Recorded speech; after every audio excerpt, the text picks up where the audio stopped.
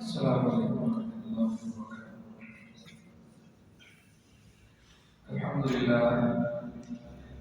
الحمد لله رب العالمين، والصلاة والسلام على سيد الأنبياء والمرسلين. أما بعد، فقال الله تبارك وتعالى: أعوذ بالله من الشيطان الرجيم، بسم الله الرحمن الرحيم. ما كان محمد أبا أحد من رجالكم ولكن رسول الله وخاتم النبيين وكان الله بكل شيء عليما. قال الله تبارك وتعالى: قل يا أيها النبي إنا أرسلناك شاهدا ومبشرا ونذيرا. وقال الله تبارك وتعالى: وما أرسلناك إلا رحمة للعالمين. صدق الله العظيم. قال النبي صلى الله عليه وسلم: أنا خاتم النبيين لا نبي بعدي، أو كما قال رسول الله صلى الله عليه وسلم. رب اشرح لي صدري ويسر لي أمري واحلل عقدة من لساني يفقهوا قولي واجعل لي وزيرا من أهلي. اللهم أرنا الحق حقا وارزقنا اتباعه وأرنا الباطل باطلا وارزقنا اجتنابه. اللهم ألهمنا رشدنا وأعذنا من شرور أنفسنا. آمين يا رب العالمين. حضرات، آج ہمارا جو ترکیب القرآن کا موضوع ہے وہ رسول اللہ صلی اللہ علیہ وسلم کی ختم نبوت، اس پر ہمارا ایمان کیوں ضروری ہے اور پھر اس کے تقاضے ہم سے کیا ہے۔ یہ موضوع منتخب کرنے کا مقصد یہی ہے کہ آج کل ملک میں، پاکستان میں اس کی بڑی مباحث چل رہی ہے۔ ہمارے چیف جسٹس صاحب نے بیان دیا، فیصلے پر تبصرہ کیا۔ ہم اس فیصلے پر تبصرہ نہیں کرتے کہ اس فیصلے میں کیا کیا سوالات ہیں، ہم تو اس فیصلے سے جڑی ہوئی چیزوں پر تبصرہ کرنے کے حقدار بھی ہیں، اور ہم آپس میں ایک دوسرے کے ساتھ مل بیٹھ کر سیکھنے کے بھی حقدار ہیں۔ ہم سیکھیں کہ قرآن حدیث کی روشنی میں، قرآن سنت کی روشنی میں یہ آخر ختم نبوت ہے، اور یہ قادیانیت کی تبلیغ سے روکا جاتا ہے۔ اس کے پیچھے مطلب کیا ہے، اور یہ کیا واقعی اسلام کا مطالبہ ہے؟ کیا واقعی ان کو تبلیغ کی اجازت دینا اسلام کے منافی ہے؟ اور جو قرآن پاک کی آیت کی جس صاحب نے حوالہ دی ہے، لا اکراه فی الدین، وہ اس کا حوالہ دینا بنتا بھی ہے کہ نہیں بنتا؟ دیکھیں قرآن پاک کی کون سی آیت کس چیز پر حوالہ دیتی ہے، کس چیز کی وضاحت کرتی ہے، اس کا فیصلہ کون کرتا ہے؟ مثال کے طور پر ایک مثال سے سمجھا دیتا ہوں کہ کسی شخص کو نزلہ ہے، کھانسی ہے، اب اس پر کون سی دوا جو ہے وہ اثر کرے گی، اس کا فیصلہ کون کرتا ہے؟ ڈاکٹر کرتا ہے۔ وہ جو انسان کی طبیعت کو جاننے والا ہے، اس کی یعنی وہ دوائیوں کی اہمیت کو جاننے والا ہے، دوائیوں کے سائیڈ ایفیکٹس کو جاننے والا ہے، وہ بتاتا ہے کہ اس بیماری میں یہ دوا جو ہے وہ علاج کا کام کرے۔ اسی طرح کوئی معاملہ جو پیش آتا ہے انسان کو، مسلمانوں کو، پاکستان میں، ریاست میں کوئی معاملہ جو پیش آتا ہے تو اس پر کون سی آیت جو ہے اس کا انتخاب ہوتا ہے، یہ فیصلہ علماء کرتے ہیں۔ اور اس میں سے علماء ایک مرتبہ فکر کے علماء ہیں، بلکہ مرتبہ فکر کے سارے علماء ایک بار پر اکٹھے ہو جائیں، جس پر اس کا ان سب کا اجماع ہو جائے، وہ یہ بتائیں کہ اس آیت کا انتخاب کس بات پر ہوتا ہے۔ پہلے تو اس بات کی وضاحت ہو جائے، تھوڑی سی، پھر انشاءاللہ ہم اپنی گفتگو کی طرف آئیں گے۔ اس کی مثال آج سمجھنا بڑا آسان ہے۔ یہ ایک فیکٹری ہے سلطان محمود کے نام سے۔ اچھا، اگر کوئی شخص سامنے بیٹھ کر جو ہے کوئی نئی فیکٹری لگانا چاہتا ہے، ایک نئی گھی کی دکان لگانا چاہتا ہے، اسے آزادی ہے، اسے کہتے ہیں بنیادی انسانی حقوق۔ جو اپنا کام کر سکتا ہے، اپنے کام کا پرچار کر سکتا ہے، مارکیٹنگ کر سکتا ہے، بل بورڈ لگا سکتا ہے، یہ فلانی گھی ہے اور یہ فلانا ہمارا ایڈورٹائزنگ کا یہ ایسے اتنے ریٹ پہ ملتا ہے، اور وہ سب کو بتائے، بروشر تقسیم کرے، اس پر کوئی ممانعت نہیں، کوئی اس کو روک ٹوک نہیں۔ یہ اس کا انسانی حق ہے، اس کا بنیادی حق ہے۔ یہ تو ہو گیا معاملہ انسانی حقوق۔ اچھا، اگر کوئی شخص یہ چاہے کہ یہ سامنے جو ہے سلطان کی مل ہے، الہیال مل ہے، تو سامنے کی ہے الہیال اس کے نام سے ایک اور انسٹیٹیوٹ بنا دو، ایک اور انڈسٹری لگا دو، اپنے گھی کا نام بھی سلطان رکھو اور اپنے آئل کا نام بھی سلطان رکھو، اپنے پروڈکٹ کا نام بالکل ویسے ہی رکھو جیسے کہ انہوں نے رکھا ہوا ہے۔ اب کیا اسے اجازت دی جائے؟ اب تو ظاہر سی بات ہے، بات کورٹ میں جائے گی، کیس عدالت میں جائے گا، اور وہ ثابت کرے گا کہ اصل میں تو یہ ہے کہ انہوں نے حقوق خریدے ہوئے ہیں، یہ پہلے کام کرنے والے اصل یہ ہے، تم نے تو ان کی کاپی کی ہے، لہذا تمہیں اجازت نہیں، اسے اجازت نہیں ہے، آپ اسے اجازت نہ دے کر کیا کہتے ہیں؟ تمہارے انسانی حقوق کی خلاف ورزی کی نا؟ نہیں، تم نے اصل میں ڈکیتی کی، تم نے اصل میں چوری کی، تم نے اصل میں بدزیادتی کی، جو اس کا نام استعمال کیا۔ بالکل اسی حوالے سے سمجھ لیجیے کہ ایک ہے مسلمان جو مانتا ہے کہ اللہ کے حبیب صلی اللہ علیہ وسلم آخری رسول ہیں، وہ ہے اسلام کا اصل دعویٰ، وہ ہے اسلام کا اصل ماننے والا، وہ ہے اصل مسلمان۔ اور کوئی شخص یہ کہے کہ ہم میں بھی مسلمان ہوں اور نبی کریم صلی اللہ علیہ وسلم آخری رسول نہیں، یہ ہم ثابت کریں انشاءاللہ کہ وہ کیسے اللہ سبحانہ و تعالیٰ نے قرآن حدیث میں کئی جگہ ارشاد فرمایا کہ وہ آخری رسول ہیں۔ تو وہ اگر یہ کہے کہ وہ آخری رسول نہیں ہے، آخری نبی نہیں ہے، خاتم النبیین نہیں ہے، لہذا مجھے بھی مسلمان مانا جائے اور مجھے بھی اپنے مذہب کی، اپنی تعلیمات کی، اپنی جو ہے وہ باتوں کی تبلیغ کی اجازت دی جائے، تو اسے کسی صورت کو اجازت نہیں دی جائے گی، مدعا صرف اتنا ہی ہے۔ لہذا یہ بات سمجھنے کی ضرورت ہے کہ وہ جو قادیانی ہیں یہ اصل میں اسلام میں نقب ہے، یہ ڈکیتی بات ہے، یہ اپنے نبی کو کہتے ہیں یہ آخری نبی ہے، رسول اللہ صلی اللہ علیہ وسلم آخری نبی نہیں ہے، جو کہ سب سے بڑا ڈاکہ ہے اسلام۔ اب ذرا غور کر لیجیے، اسلام جب شروع میں آیا، ابتدا کی اسلام اجنبی تھا، دین کے استحکام میں، دین کی قیامت میں، دین کے عقائد کرنے میں رسول اللہ صلی اللہ علیہ وسلم کے صحابہ کی قربانیاں پیش کی۔ 259 صحابہ جو ہے وہ آپ صلی اللہ علیہ وسلم کی زندگی میں مختلف غزوات میں انہوں نے اپنی جانوں کی نذرانے پیش کی ہیں اس دین کو قائم کرنے کی جدوجہد، اور پھر خلافت راشدہ کے استحکام میں بھی اور خلافت راشدہ کو قائم کرنے میں بھی مختلف صحابہ کرام نے اپنی جانیں جو ہے وہ قربان کی، مختلف لوگوں نے اپنی جانوں کے نذرانے پیش کیے، مختلف لوگ شہید ہوئے، انہوں نے اپنا خون بہایا۔ اور آپ کو یاد ہوگا حضرت ابوبکر صدیق رضی اللہ عنہ کے دور میں مسیلمہ کذاب ایک جھوٹا داعی نبوت تھا، اس نے نبوت کا دعویٰ کیا تھا، اس شخص کی سرکوبی کے لیے، اس شخص کی یعنی کہ بہتری کے لیے، اس کو اپنے عمل سے باز رکھنے کے لیے حضرت ابوبکر صدیق رضی اللہ عنہ نے ایک مارکہ بھیجا تھا، ایک قافلہ بھیجا تھا، وہ جنگ ہوئی تھی جنگ یمامہ کے نام سے۔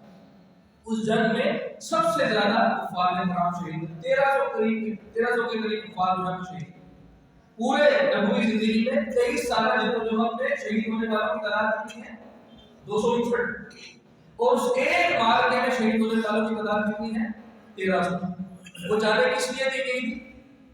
وہ ختم نبوت کا مسئلہ ہے۔ ہم کسی اور نبی کو آخری نبی نہیں مانتے، ہم اللہ کے رسول صلی اللہ علیہ وسلم کے بعد کسی اور نبی کو نبی نہیں مانتے۔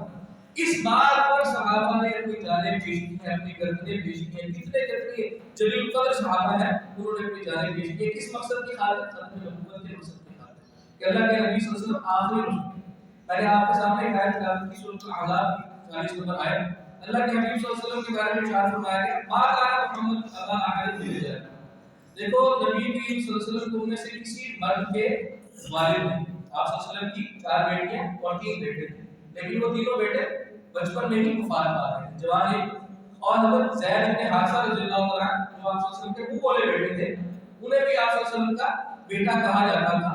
آپ اللہ سبحانہ و تعالیٰ نے یہ آیت کیٹیگوریکلی ارشاد فرما کر کہ محمد صلی اللہ علیہ وسلم تم مردوں میں سے کسی کے باپ نہیں، یعنی اگر کوئی شخص یہ کہے کہ میں محمد صلی اللہ علیہ وسلم کا بیٹا ہوں، سلمی بیٹا ہوں، تو یہ بات اللہ سبحانہ و تعالیٰ نے یہاں رد فرما کے بات ہے کہ اللہ کے رسول اور بلکہ وہ تو اللہ کے رسول ہے، وہ خاتم النبیین اور نبیوں کی مہر ہے، نبیوں کا خاتم ہے، ان کے بعد نبوت کا سلسلہ ختم ہو گیا، رسالت کا سلسلہ ختم ہو گیا۔ تو یہ ایک آیت نہیں، قرآن پاک میں جا بنا کئی مقامات ہیں، بلکہ علماء نے یہ ارشاد فرمایا کہ 100 کے قریب مقامات، 100 کے قریب آیات ہیں جو اشارہ کرتی ہیں کہ رسول اللہ صلی اللہ علیہ وسلم آخری رسول ہے، ان کے بعد کوئی رسول نہیں ہے۔ 100 کے قریب آیات۔ ایک آیت سورۃ البقرہ میں ہم شروع میں پڑھتے ہیں والذی هدى للمتقین الذین یؤمنون بما انزل الیک وما انزل من قبلک۔ اللہ فرماتے ہیں وہ لوگ جو اس کتاب پر ایمان لاتے ہیں متقین ہیں، ان کے لیے کتاب ہدایت ہے، ان کی صفات اللہ سبحانہ و تعالیٰ یہ ارشاد فرماتے ہیں والذین یؤمنون بما انزل من قبلک، اور اے نبی صلی اللہ علیہ وسلم یہ آپ پر نازل کی ہوئی چیزوں پر ایمان لاتے ہیں اور جو آپ سے پہلے نازل ہوئی ہے اس پر بھی ایمان لاتے ہیں۔ یہاں یہ ارشاد فرمایا کہ جو آپ سے بعد نازل ہوئی ہے اس پر بھی ایمان لاتے ہیں۔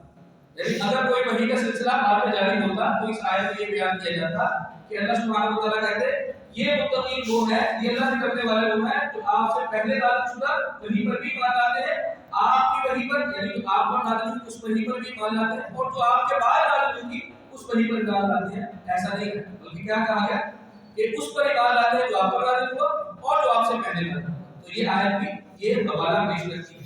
اچھا، پھر رسول اللہ صلی اللہ علیہ وسلم سے پہلے جتنی بھی امتیں ہیں، جتنی بھی کتابیں، ان میں تحریفات کا سلسلہ ہوتا ہے۔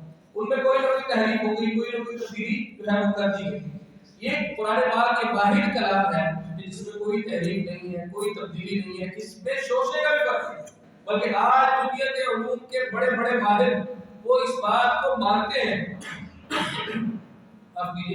اس بات کا اقرار کرتے ہیں اور اس چیلنج کو تسلیم کرتے ہیں کہ اس قرآن پاک میں 1400 سال میں ایک شوشے کی بھی تبدیلی نہیں ہے، ایک ڈنڈے کاف کا ڈنڈا ہوتا ہے اس کی بھی تبدیلی نہیں ہے۔ اگر کہیں مالک کی لکھا ہوا ہے نا کھڑی زبر کے ساتھ، تو مالک آج کا ہے ویسے کا ویسے لکھا ہوا ہے، اس الف اس میں اضافہ نہیں کیا ہے، ایک الف کا بھی اضافہ نہیں کیا۔ کیوں؟ اللہ سبحانہ و تعالیٰ کا وعدہ ہے، سورۃ الحجر میں ارشاد فرمایا انا نحن نزلنا الذکر و انا له لحافظون، بے شک ہم اس قرآن اس ذکر کے اتارنے والے ہیں اور ہم ہی اس کے محافظ۔ اللہ سبحانہ و تعالیٰ نے اس کی حفاظت کا وعدہ دیا۔ اچھا، اس سے پہلے رسول اللہ صلی اللہ علیہ وسلم سے پہلے جو نبی آتے ہیں وہ کسی خاص قوم، کسی خاص علاقے، کسی خاص نسل کے لیے آتے ہیں۔ سورۃ الاعراف میں جا بجا اللہ سبحانہ و تعالیٰ نے ارشاد فرمایا نبیوں کے قول، وہ کیا کہتے تھے نبی؟ یا قوم، اے میری قوم، اعبدوا اللہ، اللہ کی عبادت کرو۔ یا قوم اعبدوا اللہ، اے میری قوم، اللہ کی عبادت کرو۔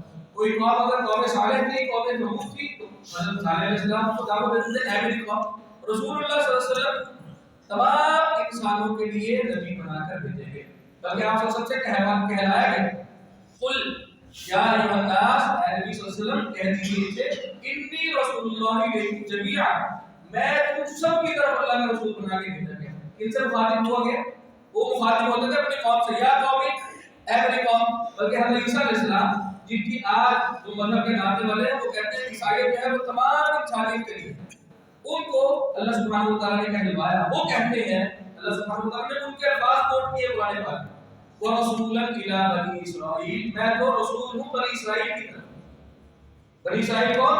یہودی۔ بنی اسرائیل کون؟ حضرت یعقوب علیہ السلام کے 12 قبیلوں کی نسل، میں تو ان کی طرف رسول ہوں۔ بلکہ ایک انجیل ہے، انجیل برناباس، ان میں یہ اشارہ ہے حضرت عیسیٰ علیہ السلام کا کہ میں تو بنی اسرائیل کی کھوئی ہوئی بھیڑوں کو تلاش کرنے کے لیے آیا ہوں، یعنی وہ عام انسانوں کے لیے نبی بنا کر نہیں بھیجے، بلکہ رسول اللہ صلی اللہ علیہ وسلم کیا فرما رہے ہیں، ان سے کیا کہا جا رہا ہے، یا ایھا الناس انی رسول اللہ الیکم جمیعا، اے نبی صلی اللہ علیہ وسلم کہہ دیجیے اے لوگوں میں تمام تم لوگوں کی طرف اللہ کا رسول بنا کر بھیجا گیا۔ اور وہ آیت بڑی مشہور آیت ہے، وما ارسلناک الا رحمۃ للعالمین، اور ہم نے نہیں بھیجا اے نبی صلی اللہ علیہ وسلم آپ کو مگر تمام جہانوں کے لیے رحمت بنا کر۔ پھر احادیث میں دیکھ لیجیے رسول اللہ صلی اللہ علیہ وسلم نے ارشاد فرمایا، بڑی مشہور حدیث ہے، میں آپ کے سامنے پڑھی تھی، انا خاتم النبیین لا نبی بعد، میں نبیوں کا خاتم ہوں، میرے بعد کوئی نبی نہیں آئے۔ ایک مشہور حدیث ہے مسلم شریف کی، حجۃ الوداع کے وقت، خطبہ حجۃ الوداع کے وقت پر آپ صلی اللہ علیہ وسلم نے ارشاد فرمایا کہ تم آخری امت ہو، تمہارے بعد کوئی امت نہیں آئے گی، اور میں اللہ کا رسول آخری ہوں اور میرے بعد کوئی رسول نہیں آئے۔ اور ایک اور حدیث میں ارشاد فرمایا کہ بات سمجھانے کے لیے کہ حضرت موسیٰ علیہ السلام بھی اگر اب آ جائے، آپ صلی اللہ علیہ وسلم نے ارشاد فرمایا اب اگر حضرت موسیٰ علیہ السلام بھی تشریف لے آئے دنیا میں، تو ان کے پاس بھی اس کے علاوہ کوئی چارہ نہیں کہ وہ میری تعلیمات کی پیروی کریں، اس قرآن کی پیروی کریں۔ یہ آپ صلی اللہ علیہ وسلم کا ارشاد مبارک ہے، اور پھر یہ خاص شان رسول اللہ صلی اللہ علیہ وسلم کو بھی عطا کی گئی کہ وہ آیت جو نبیوں میں سے کسی کو نہیں عطا کی گئی، جو سورۃ المائدہ کی آیت ہے، الیوم اکملت لکم دینکم واتممت علیکم نعمتی ورضیت لکم الاسلام دینا۔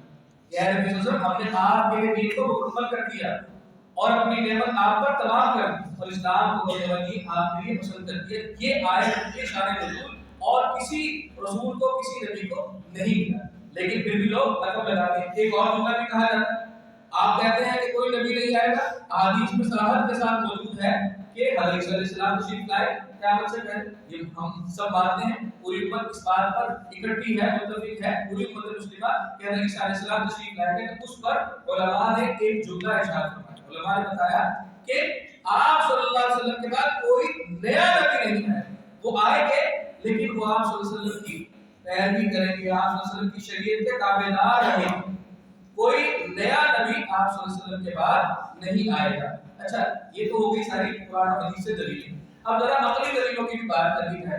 دیکھیں کوئی نبی آتا ہے کس لیے؟ پہلے نبی آتے تھے کسی قوم کے لیے، پہلے نبی آتے تھے کسی قبیلے کے لیے، کسی خاص شہر کے لیے۔ پرانے علاقوں میں، پرانے دور میں، پرانے زمانوں میں ایک علاقے کا دوسرے علاقے سے کوئی تعلق ہی نہیں ہوتا۔ وہ اگر کوئی ایک نبی ایک علاقے کے لیے آیا ہے تو دوسرا نبی دوسرے علاقے کے لیے آیا، اور ایک علاقے کے لوگ دوسرے علاقے کے لوگوں میں بالکل نہیں پا رہے، بالکل نہیں پا رہے، جبکہ نبی کریم صلی اللہ علیہ وسلم کے زمانے میں وہ دور آ چکا تھا کہ جدہ کا ساحل آج موجود ہے، اس جدہ کے ساحل پر اس وقت بھی وہ جدہ کا ساحل موجود تھا، نام کچھ اور تھا، اس ساحل پر اس وقت چین کی کشتیاں لگا انداز ہوتی ہیں، یعنی رابطے تھے، یعنی لوگوں کا آپس میں تعلق تھا، یہ ہو ہی نہیں سکتا تھا کہ کسی ایک جگہ پر کوئی نبی ہو وہ روز ہو اور دوسرے لوگوں کو خبر نہ ہو، لہذا اس کے بعد رسول اللہ صلی اللہ علیہ وسلم کے بعد کسی نبی کا آنا محال تھا۔ اچھا پہلے کوئی نبی آتا تھا تو اس کے ساتھ کسی کتاب کا نزول ہوتا تھا، کسی کتب کا نزول ہوتا تھا، وہ کسی مقصد کی خاطر، کسی پڑھنے کی خاطر، کسی خاص شریعت کے حکموں کی خاطر آتے تھے، لیکن پھر اس میں تحریف ہو جاتی، اس تحریف کو ختم کرنے کے لیے نیا نبی اللہ سبحانہ وتعالیٰ بھیجتے تھے۔ جیسے ایک ہی کتاب ہے تورات، وہ شریعت کی ایک کتاب ہے، وہ احکام کی ایک کتاب ہے۔ انجیل جو ہے وہ حضرت عیسیٰ علیہ السلام پر نازل کی گئی، لیکن وہ تورات کے تابع ہے، وہ الگ سے شریعت کی کتاب نہیں، بلکہ وہ حضرت عیسیٰ علیہ السلام کی سیرت، آپ کے اقوال اور آپ علیہ السلام کے احوال پر مشتمل ہے، آپ کی سیرت، آپ کے اقوال اور آپ کے احوال پر مشتمل ہے، اللہ کے حمد و ثنا کے بیان اس میں کرانے ہیں۔ لیکن اس کے علاوہ اس میں شریعت کا کوئی حکم موجود نہیں، بلکہ انجیل کس کے ماتحت ہے؟ تورات کے ماتحت ہے۔ کوئی نبی بعد میں کتاب لے کر آتا تھا کہ پچھلی کتاب میں کوئی تحریف ہوگی، تو اس قرآن میں تحریف ہو سکتی، اس قرآن میں تحریف نہیں ہو سکتی، جبکہ اللہ سبحانہ وتعالیٰ نے فرما دیا اِنَّا نَحْنُ نَزَّلْنَا الذِّکْرَ وَإِنَّا لَهُ لَحَافِظُونَ، ہم نے اگلی کو اتارا ہے اور ہم ہی اس کے محافظ ہیں۔ یہ قرآن جمع قرآن و سنت یہ آج ویسے کے ویسے محفوظ ہے، یہ قرآن تو محفوظ ہے، لیکن اس کے ساتھ دیکھیں اس قرآن کے معنی بھی محفوظ ہے۔ کسی فقیہ نے، کسی محدث نے، نبی کریم صلی اللہ علیہ وسلم نے اس کتاب کے کسی آیت کے کسی لفظ کے کوئی معنی بیان کیا کہ وہ آج بھی معنی ویسے کے ویسے محفوظ ہے۔ معنی محفوظ ہونا الگ سی بات، جن لوگوں نے اس قرآن کا، اس اہل قرآن و سنت کا کوئی علم حاصل کیا ہو، ان لوگوں کے احوال بھی آج کے آج محفوظ ہیں، ایسے محفوظ ہے جیسے 1300 سال پہلے ہوتے۔ لہذا اس قرآن جیسی کوئی مستند کتاب آج کافر بھی ماننے کو تیار ہے کہ کوئی موجود نہیں۔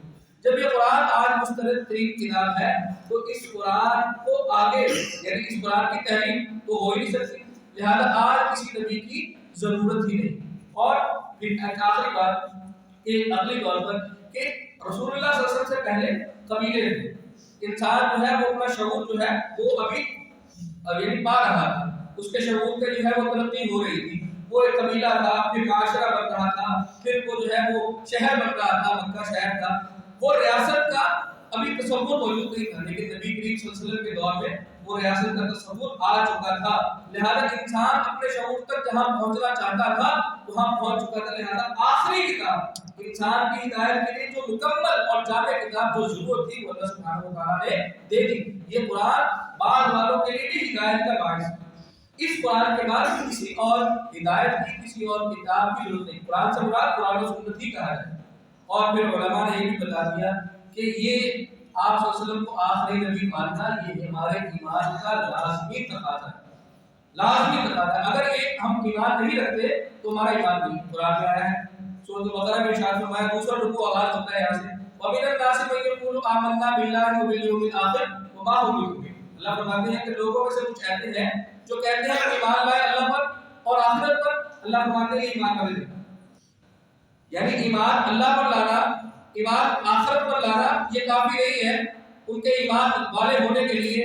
یقین کے لیے بولا گیا تھا، یہودیوں کے لیے، نصارہ کے لیے، اہل کتاب کے۔ اب ذرا دیکھیے کہ وہ حضرت عیسیٰ علیہ السلام تک مانتے ہیں، تمام انبیاء عیسائی حضرت عیسیٰ علیہ السلام تک تمام انبیاء کو مانتے ہیں، ایک رسول کو نہیں مانا، ایک رسول کو نہیں مانا تو کیا ہوئے؟ کافر ٹھہرے۔ ایک رسول کو نہیں مانا وہ کافر ٹھہرے۔ اب ذرا تصور کر لیجیے، قادیانیت کا دعویٰ ہے کہ مرزا ملعون ہمارا نبی ہے، جب ایک نبی کو نہ ماننے والے کافر ٹھہرے تو جو آخری نبی کو نہ مانے ان کے نزدیک وہ کافر۔ یہی الفاظ تھے جو نکلے تھے وہ اس کے پیروکاروں میں سے، جب وہ اسمبلی میں بحث ہوئی تھی 1974 میں، یہی الفاظ نکلے تھے جو مرزا ملعون کو نبی نہ مانے وہ کافر ہے۔ اس بنیاد پر پاکستان کی اسمبلی نے قادیانیوں کو کافر قرار دیا، ان کو ہر طرح کی تبلیغ کی اجازت سے روک دیا تھا۔ لہذا ہمیں یہ بہت کلیئر رہنا چاہیے کہ اللہ کے حبیب صلی اللہ علیہ وسلم پر ایمان کا تقاضا اصل میں ہمیں ایمان دیتا ہے، اور علماء نے ایمان اسے کہتے ہیں بھئی تم ایمان والے ہو تم ایمان والے ہو. ایمان کی تعریف کیا کی جاتی ہے؟ ایمان کی تعریف علماء نے یہ کی تصدیق بما جاء به النبی، جو کچھ رسول اللہ صلی اللہ علیہ وسلم لے کر آئے ہیں اس کی تصدیق کرنا، اس کو ماننا، اس کو دل سے ماننا کہ یہ ایمان کی آج علامت ہے.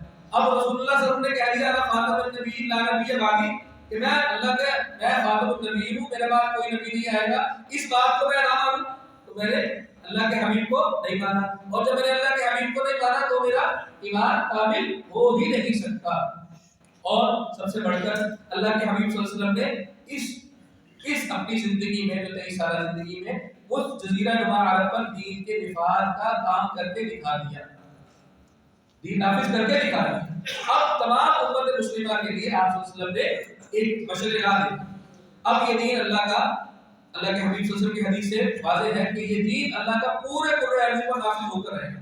ہر کچے پکے گھر میں اس دین کا دفاع ہو کر رہے گا، چاہے تو گھر والا اسے عزت سے تسلیم کرے یعنی ایمان لے آئے، چاہے تو گھر والا اسے ذلت سے تسلیم کرے، تسلیم اسے کرنا پڑے گا، یعنی وہ رہے تو کافر لیکن اسلام کے نظام کو تسلیم کر لے، یہ ہو کر رہے گا.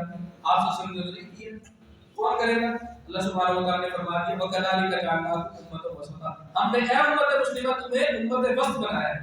اب تم نبیوں اور انسانوں کے درمیان ایک راستہ ہو، ایک بیریئر ہو، ایک تم جو ہے وہ ان کے درمیان ایک پل کا تمہارا معاملہ ہے. رسول گواہ ہوں گے تم پر، رسول اللہ صلی اللہ علیہ وسلم نے گواہی قائم کی تھی خطبہ حجۃ الوداع کے موقع پر، پوچھا تھا کیا میں نے دین پہنچا دیا، کیا میں نے تم تک دین پہنچا دیا؟ تو صحابہ نے ایک نہیں 3 جواب دیے، یا رسول اللہ پہنچا دیا آپ نے دین، آپ نے امانت کا حق ادا کر دیا، آپ نے دینوں کو مٹا دیا، 3 جواب دیے. اس پر اللہ سبحانہ اللہ کے حبیب صلی اللہ علیہ وسلم نے یہ گواہی دی تھی اے اللہ تو گواہ ہے، اے اللہ تو گواہ ہے نا، یہ بات نہیں کہ میں نے دین پہنچا دیا، اے اللہ تو گواہ ہے. اس کے بعد کیا فرمایا صلی اللہ علیہ وسلم. اب جو یہاں موجود ہے وہ اس دین کو آگے پہنچائے، وہ بلکہ اس میں اتنا آسان کر دیا، اتنا آسان کر دیا. کیا فرمایا بلغوا عنی ولو آیۃ، پہنچاؤ میری طرف سے چاہے ایک ہی آیت کیوں نہ. لہذا اب یہ اس امت کی ذمہ داری ہے کہ رسول اللہ صلی اللہ علیہ وسلم کے طریقے پر اور آپ صلی اللہ علیہ وسلم کے اسوے پر چلتے ہوئے اس پورے قرآن عظیم پر اللہ کے دفاع، اللہ کے دین کے دفاع کی جدوجہد کرے. اور یہ ہمارا فرض منصبی ہے. ہم سے پوچھا جائے گا رسول اللہ صلی اللہ علیہ وسلم کے مقصد بعثت کو 3 آیات میں ایک ہی طرح قرآن پاک کے 3 مقامات میں ایک ہی طرح بیان فرمایا گیا. سورۃ الفتح میں بھی، سورۃ الصف میں بھی اور سورۃ التوبہ میں بھی ایک آیت ہے، ایک ہی جیسی ہے اور 3 بار ارشاد فرمایا. حضرت شاہ ولی اللہ دہلوی رحمۃ اللہ کہتے ہیں یہ قرآن کا عمود ہے، یہ قرآن کا مقصد ہے. یہ آپ صلی اللہ علیہ وسلم کا مقصد بعثت بیان فرمایا هو الذی ارسل رسوله بالهدى ودین الحق لیظہرہ علی الدین.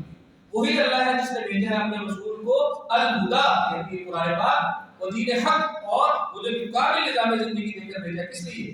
لیظہرہ علی الدین کلہ، تاکہ وہ دین کا، اس دین کا، اللہ کے دین کا نفاذ کرتے تمام نظام ہائے زندگی پر. ایک جگہ فرمایا وَكَفَىٰ بِاللَّهِ شَهِيدًا، اس بات پر اللہ گواہ ہے، اس بات کے لیے اللہ ہی کافی ہے. اور ایک جگہ فرمایا وَلَوْ كَرِهَ الْمُشْرِكُونَ، چاہے ان مشرکوں کو، چاہے ان نافرمانوں کو کتنا ہی برا لگے، یہ اللہ کے دین کا اتمام ہو کر رہے ہیں. مجھے ایک بار نے کہا تھا نا نور توحید کا اتمام ابھی باقی ہے، وقت فرصت ہے کہاں، کام ابھی باقی ہے.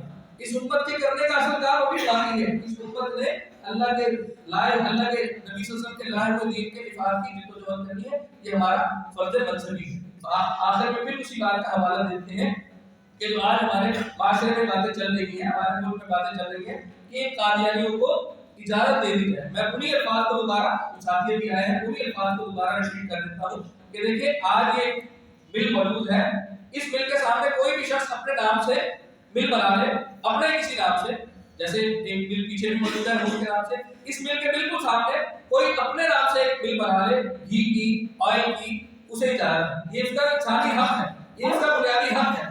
میری مسجد کے سامنے کوئی کلیسا کھول کے بیٹھ جائے اور اس کی تبلیغ کرے، اس کو حق ہے اس بات کا، یہ بنیادی حق ہے اس کا. لیکن اس بل کے سامنے جو کہ الہلال بل ہے، اس کے سامنے کوئی بل بنا لے اور الہلال بل اس کا نام رکھ دے اور اپنے گھی کا نام سلطان رکھ دے، اب کیا اسے اجازت ہے؟ اب کیا اسے کہا جا سکتا ہے تم اپنا کام کرو، تم اپنی مارکیٹنگ کرو؟ ظاہر سی بات ہے اس کے بعد اس کے بارے میں فیصلہ بیٹھے گا، پنچایت بیٹھے گی، پوچھا جائے گا کون اصلی ہے اور کون نقلی، اور جو اصلی ہوگا اسے اجازت دے دی جائے گی، نقلی ہوگا اسے کہا جائے گا نام تبدیل کر لو. یہی حال اسلام اور قادیانیت ہے. وہ یہ کہتے ہیں کہ ہم مسلمان ہیں، ہم کہتے ہیں ہم مسلمان ہیں. بات گئی علماء کے پاس بات نہیں، اسلام اور قانون کے پاس، قرآن و حدیث کے پاس، قرآن و حدیث کے والے اشارے دے دیے بھائی ہم مسلمان ہیں اور یہ دخل لگانے والے ہیں، یہ کافر ہیں، یہ قادیانی کافر، یہ تو علماء کا کام ہو گیا۔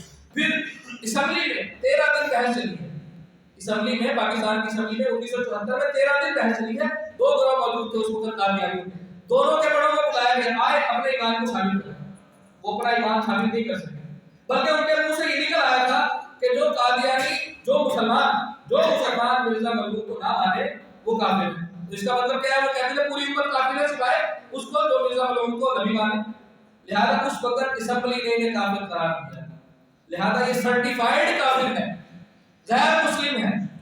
لہذا اگر آج یہ کہیں کہ ہمیں مسلمان کی حیثیت سے قرآن کی تفسیر کر دے اور قرآن کی تفسیر کو پھیلانے کی اجازت دے تو یہ انسانی حقوق کی خلاف ورزی نہیں ہے، بلکہ عین اسلام کے حقوق پر ڈاکہ ہو گئے۔ لہذا کوئی شخص یہ سمجھتا ہے کہ ان کی تبلیغ کرنا جائز ہے تو وہ میں تو کہتا ہوں کہ وہ علماء سے رابطہ کرے، اور اگر پھر بھی اسی بات پر قائم ہے تو وہ اپنے ایمان کی فکر بنائے، کیونکہ ان پر ڈاکہ رسول اللہ صلی اللہ علیہ وسلم کی ذات پر ڈاکہ ہے، آپ صلی اللہ علیہ وسلم کے ختم نبوت پر ڈاکہ ہے، اور یہ ختم نبوت پر ڈاکہ ایمان پر ڈاکہ ہے۔ یہ ایمان کا تقاضا ہے کہ ہم اس ختم نبوت کے جو معاملہ ہے، اس ختم نبوت کا جو مقصد ہے اس کی حفاظت کریں۔ صحابہ نے اس کے لیے جانے دی، میں نے ثابت کیا آپ کے سامنے 259 صحابہ آپ صلی اللہ علیہ وسلم کی 23 سالہ دور زندگی میں شہید ہوئے، 259 صحابہ 23 سالہ دور زندگی میں، اور ایک جنگ میں مسلمہ کذاب جھوٹے داعی نبوت، جھوٹے مدعی نبوت کے خلاف جنگ میں 1300 صحابہ نے اپنی جانیں دی۔ کس قدر ان پر جو ہے وہ یہ چیز واضح تھی، ان پر اہمیت واضح تھی کہ ہم کٹ کریں گے، لیکن آپ صلی اللہ علیہ وسلم کی شان میں کوئی کمی نہیں آنے دیں۔ اللہ تعالیٰ ہمیں اپنے تن بندھن لگانے کی توفیق عطا فرمائے۔ بارک اللہ لنا و لکم فی القرآن العظیم ونفعنا وإياکم بالآیات